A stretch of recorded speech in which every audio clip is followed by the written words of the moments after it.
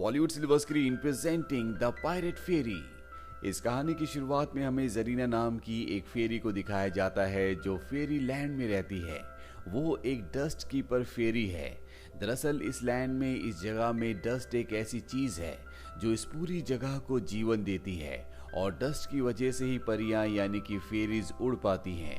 अब सब की सब फेरीज जब डस्ट को पैक कर रही होती है तभी जरीना, जो कि हर एक नई चीज के लिए क्यूरियस रहती है, जो नई नई चीजें जानना चाहती है, वो थोड़ी सी डस्ट अपने बालों में डाल देती है जिससे उसके बाल उड़ना शुरू हो जाते हैं। ये देखकर सब की सब फेरीज हैरान हो जाती है क्योंकि यहाँ पर इस लैंड में ऐसा कोई नहीं करता। सब के सब रूल्स को फॉलो करते हैं, लेकिन जरीना का दिमाग सबसे थोड़ा सा अलग है। अब यहाँ पर गैरी आ जाते हैं जो यहाँ के हेड होते हैं और वो जरीना को अपने साथ ले जाते हैं। वो उसे ब्लू रंग का डस्ट दिखाते हैं जिसकी पावर्स बिल्कुल अलग होती है। दरअसल ब्लू डस्ट एक ऐसा डस्ट है जिससे किसी भी दूसरे डस्ट को या दूसरी चीज को कई गुना तक बढ़ाया जा सकता है और गैरी को ऐसा लगता है कि जरीना ब्लू डस्ट कीपर बन सकती है। जरीना ब्लू डस्ट को लेकर बहुत ज्यादा उत्सुक होती है, इसीलिए उसके हाथ में जो उसका ब्रेसलेट होता है जिसमें गोल्डन डस्ट लगा होता है, वो उस ब्रेसलेट में एक ब्लू डस्ट की बूंद डालती है जिसके बाद वो आउट ऑफ कंट्रोल हो जाता है और सीधा गैरी के सर से टकराता है। गैरी उसे कहता है कि आज के बाद तुम ऐसा कभी मत करना, फेरीलैंड में किसी भी चीज से छेड़छाड़ करना मना है। इसके बाद जरीना उदास होकर अपने घर वापस आ जाती है। दरअसल उसने आज तक कई बार एक्सपेरिमेंट्स करने की कोशिश की लेकिन उसका कोई भी एक्सपेरिमेंट कामयाब नहीं हुआ, इसीलिए वहीं पर उदास होकर बैठ जाती है और तभी उसके सर पर जो एक ब्लू डस्ट का पार्टिकल होता है वो उसके सामने गिरता है और अब जरीना तय करती है कि वो इससे एक्सपेरिमेंट्स करेगी। उसके पास जो उसका गोल्डन डस्ट होता है वो उस गोल्डन डस्ट के साथ ब्लू डस्ट के पार्टिकल को मिलाकर कई सारे एक्सपेरिमेंट्स करती है जिसके बाद वो लाइट को भी कंट्रोल कर पा रही होती है। और अब वो अपनी दोस्त टिंकर बेल को यहाँ बुलाती है। टिंकर बेल जब ये सब कुछ देखती है तो जरीना को कहती है कि तुम्हें सब नहीं करना चाहिए, लेकिन जरीना उसकी बात नहीं मानती और जब वो अपने पत्ते पर नए डस्ट को एक जगह से दूसरी जगह ले जा रही होती है तभी वो डस्ट एक पौधे के ऊपर गिर जाता है जिससे उस पौधे का साइज बहुत ज्यादा बढ़ जाता है और यहाँ पर जो गोल्डन डस्ट का पूरा एरिया होता है वो पूरी तरह से तबाह हो जाता है, जो देखकर क्वीन, बाकी फेरीज और गैरी भी यहाँ पर आ जाता है। गैरी को जरीना पर बहुत गुस्सा आता है और वो उसे कहता है कि आज के बाद तुम डस्ट फैक्ट्री में काम नहीं करोगी।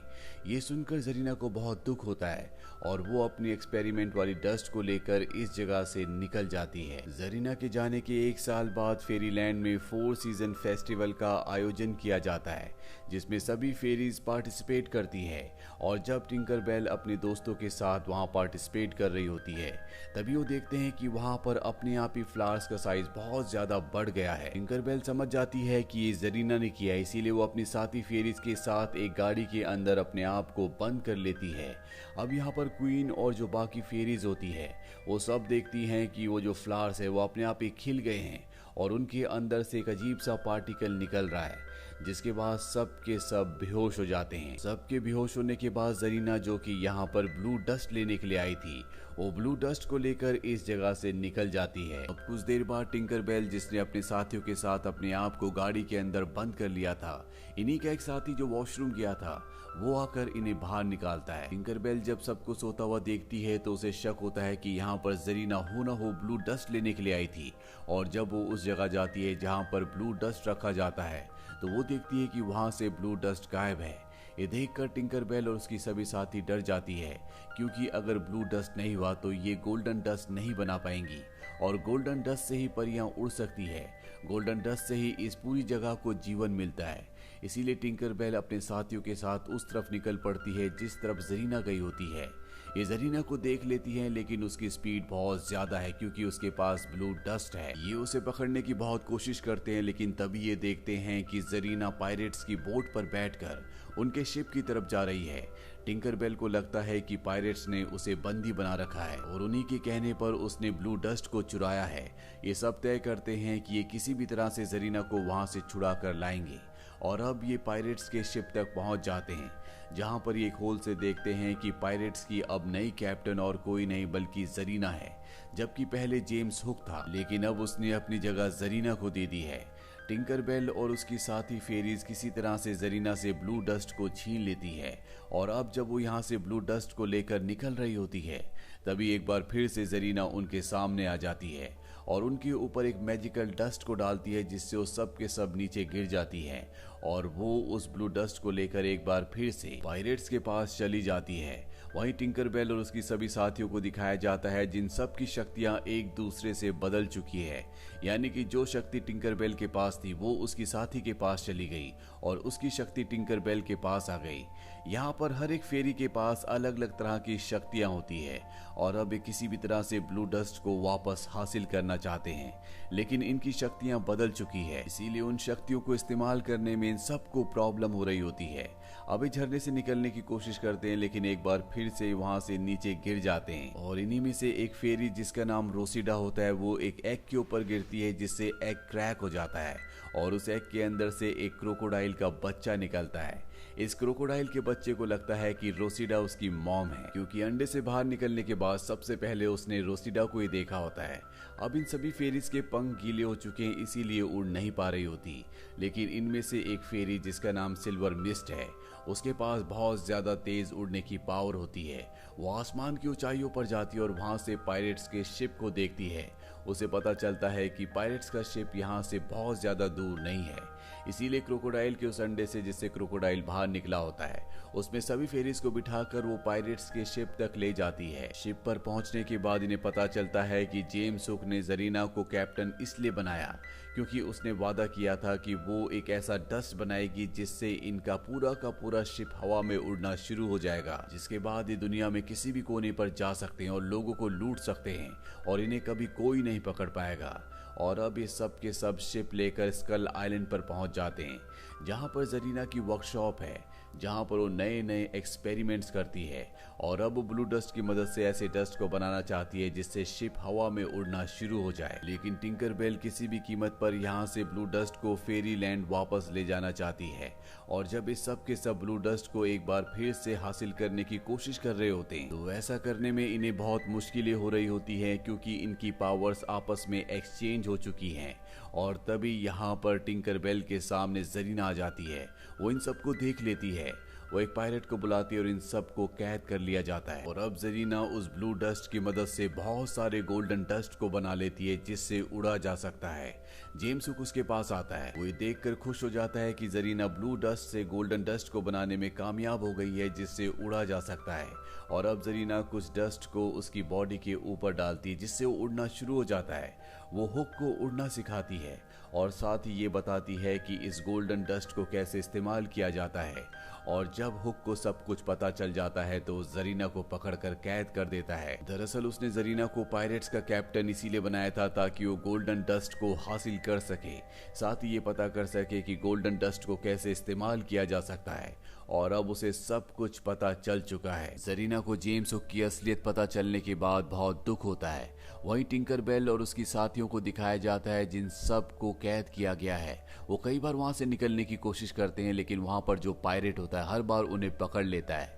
पर तभी वो क्रोकोडाइल आ जाता है जो रोसिडा को अपनी मॉम समझता है। वो उन सब को वहां से आजाद करवा देता है और जब वो पायलट उन्हें पकड़ने की दोबारा कोशिश करता है तो क्रोकोडाइल उसे गिरा देता है और अब रोसिडा, टिंकरबेल और उनकी सभी साथी आजाद हो चुकी हैं। ये सब की सब उस जगह जाती हैं जहां पर ब्लू डस्ट होता है। टिंकरबेल ब्लू डस्ट को हासिल कर लेती है जिसके बाद ये ब्लू डस्ट को लेकर फेरीलैंड की तरफ जाने लगती है, लेकिन तभी जेम्स हुक इन्हें आवाज देता है। उसके पास जरीना होती है जिसे उसने बॉक्स के अंदर कैद किया है और टिंकरबेल से कहता है कि अगर तुमने मुझे ब्लू डस्ट वापस नहीं दिया तो मैं इसे यहाँ से नीचे समंदर में फेंक दूंगा। टिंकरबेल नहीं चाहती कि उनकी साथी जरीना मारी जाए, इसीलिए वो ब्लू डस्ट को वापस उसी जगह पर रख देती है जिससे गोल्डन डस्ट बन रहा होता है। और अब जेम्स हुक गोल्डन डस्ट को अपने शिप के ऊपर डालता है क्योंकि डस्ट बहुत बड़ी मात्रा में तैयार हो चुका होता है। उसका शिप उड़ना शुरू हो जाता है और जब शिप उड़ता है तो वो जरीना को पानी में समंदर में फेंक देता है। टिंकरबेल और उसकी सभी साथी किसी तरह से जरीना को बचा लेती है। जरीना को अपनी गलती का एहसास होता है, उसकी आंखों में आंसू होते हैं, लेकिन टिंकरबेल उसे समझाती है और कहती है कि हमें जेम्स हुक से किसी भी तरह से ब्लू डस्ट को वापस हासिल करना होगा। और ये पायरेट्स के खिलाफ जंग का ऐलान कर देती हैं। ये सब की सब एक बार फिर से शिप पर पहुंच जाती हैं, लेकिन ये बहुत छोटी है और पायरेट्स बहुत बड़े, उनके अंदर बहुत ताकत है, इसीलिए उनका सामना करना इतना आसान नहीं है। और जब ये सब की सब पायरेट्स का मुकाबला कर रही होती हैं, तभी एक कपड़ा इनके ऊपर आकर गिर जाता है, जिस वजह से इन सबको कैद कर लिया जाता है।